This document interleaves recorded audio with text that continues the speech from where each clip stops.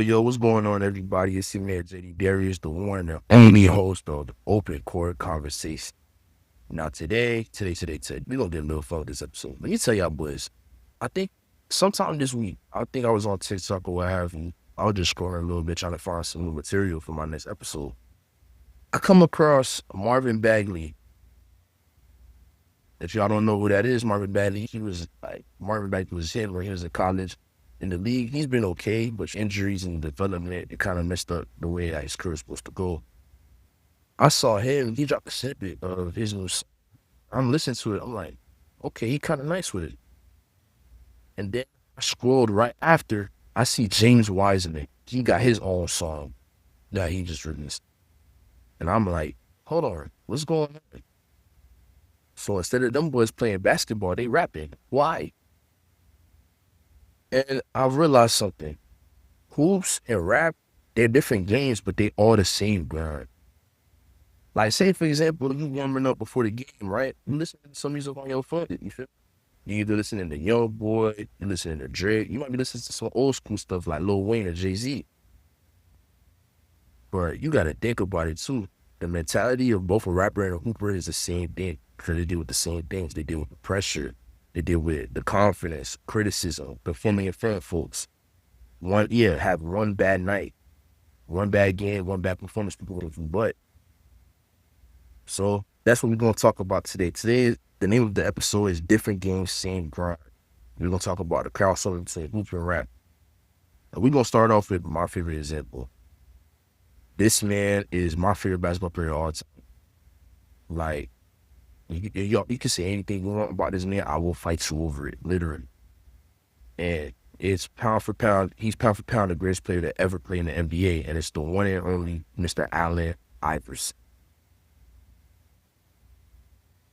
Hey, y'all might be mad at me for saying this, but like, realistically, if we're talking from a cultural standpoint, AI might be the most influential player in the NBA ever.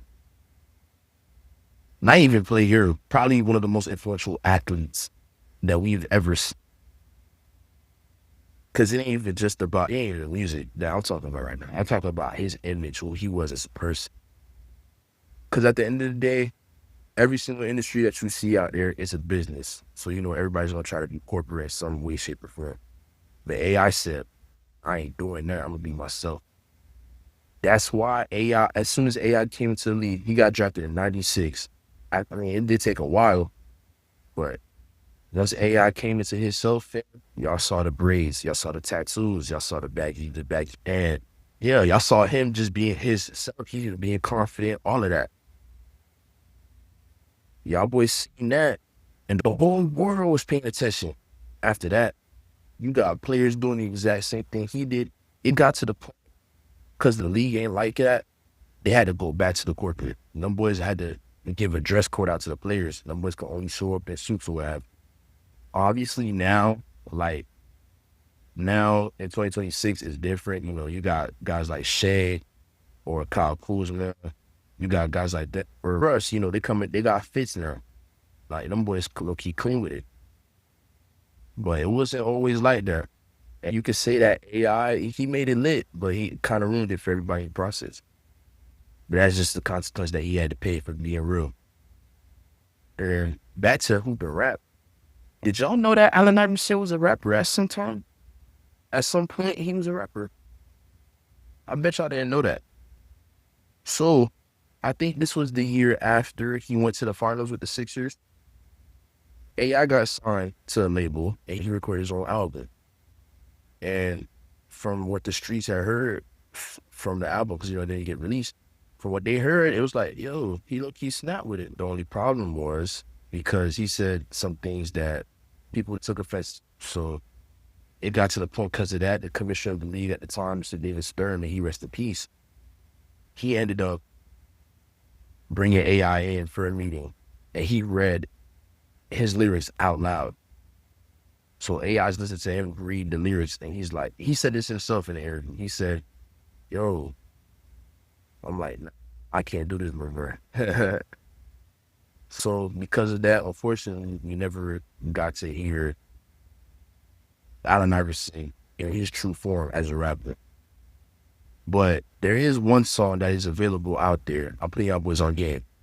Y'all boys gonna go on YouTube after y'all done listening to this. Y'all gonna go on YouTube. Y'all gonna search it up. Allen Iverson, 40 bars. Yo, I ain't gonna lie. That man snapped. He really did snap. Another example I would like to use when it comes to talk about hoop and rap culture, hoops and rap, it gotta be Shaq. It gotta be Shaquille O'Neal. Cause a lot of y'all don't know. Cause everybody know that Shaq's an entertainer. Shaq's always doing something when it comes to entertainment. If he's not in a movie, he's doing a TV show. He's not doing a TV show, DJing. But y'all ain't know that Shaq was a rapper. I bet y'all didn't know Shaq was a rapper. And not only Shaq was a rapper, Shaq is probably the most successful hooper rapper that we've ever seen. Reason being is because 1 minute, the man's gonna give you 30 and 50, 30 and 10, 30 and 15. Next minute, the man's gonna give you, he gonna rap. So we're gonna bring it back. So Shaq got drafted in 92. About a year later, that's when he officially became a rapper. So while he obviously, he was just doing that for fun, I guess he was just taking it serious. It gets to the point because Shaq was so popular around that time that this man, like, yeah, his debut album was certified platinum. Platinum, which means that everybody was bumping Shaq around that time period. And not only that, people was bumping Shaq with the music, he was doing movies and everything else around that time too. Shaq was so popular when it came to rapping, even though he wasn't the best at it, but he got so popular, he even did a song with Michael Jackson. You know how crazy that is? Michael Jackson barely collaborated with people like that. He collaborated with Michael Jackson. We talking about the king of pop. We're talking about probably the greatest male artist that we have ever seen, probably will ever see. Shaq did a song with Michael Jackson. So if you really think about it, you see all these hoopers rapping, and you see all these rappers, they trying to hoop. Shaq paved the way for that, if you really think about it. Because Allen Iverson, he didn't do that album until like, what, 2002, 2003? Shaq was doing this in the early to mid-90s.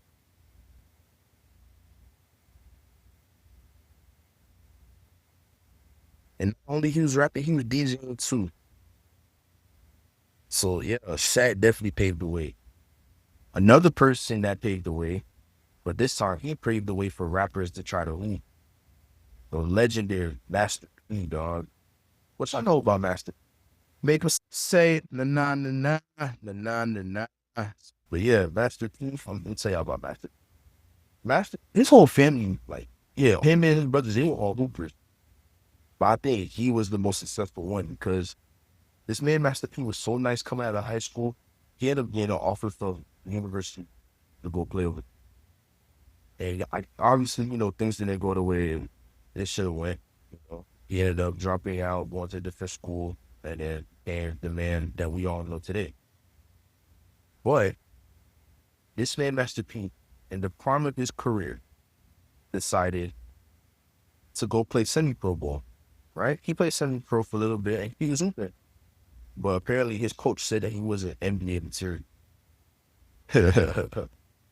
That same year, just a few months later, this man, Master P, ends up making the training camp roster for Charlotte, the Hornets. He ended up making it, and he played a couple of games, and he was nice. He wasn't that bad, but he ended up getting cut a little while later. And apparently, according to his words, he said that he got cut because of his lyrics. So he danced. So he said what happened to Allen Iverson basically happened to him, which I don't know. At the end of the day, I'm not in that industry, so I wouldn't know. The only people that would know the truth was him and the team.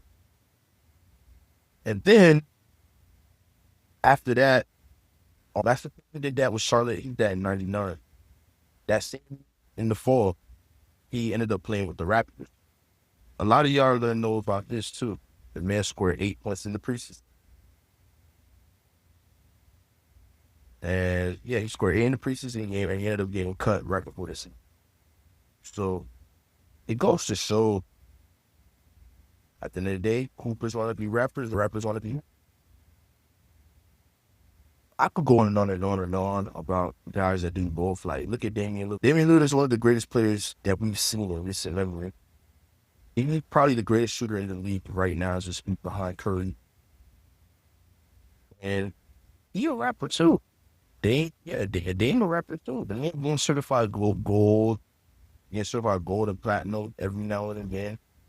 He even got his songs on 2K. And he doing songs with like industry greats too. He did a song with Snoop. Like, come on. And then who else you got? You got Lonzo Ball. Everybody know about the Lonzo Ball freestyle when he was in the car. Everybody knows about that. You got Miles Bridges. I think more people know Miles Bridges for him rapping than him actually playing ball, which is crazy to say. Who else you got? You even got Victor Oladipo. He not a rapper. He a singer. Victor Oladipo is a singer, dog. He good at it too. Victor Oladipo literally won on that one show on The Masked Singer, and he was like third place in it. And he was snapping. He was snapping that season too. And then who else you got?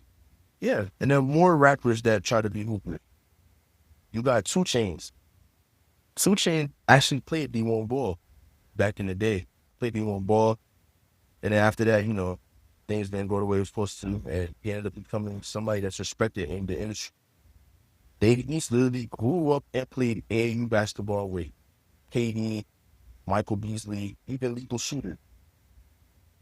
He played with all three of them boys at some point in time in his life. He ended up going to play D1. And then after that, he became a rapper. And now he just finished the Wu-Tang show. You got J. Cole himself. A lot of y'all know J. Cole just was playing in China not too long ago. He was in Canada a couple years back.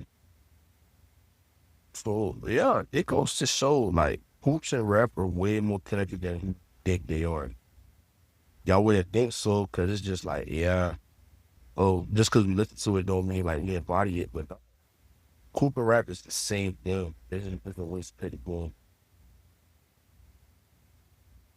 Then you even got guys that occasionally do a song. Like, I heard a story of LeBron and KD. They did their own song together.